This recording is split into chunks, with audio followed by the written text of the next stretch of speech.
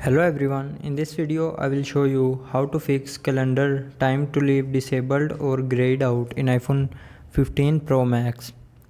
So before starting the video, don't forget to subscribe the channel and also press the bell icon. So first of all, open settings. Now scroll down and click on privacy and security. And here click on location services and then go to calendar, and here click on while using the app and make sure you turn on precise location.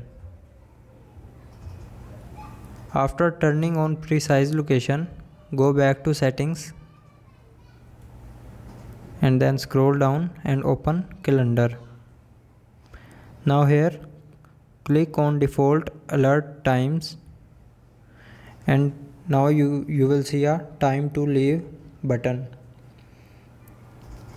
and from here you can enable or disable time to leave in calendars.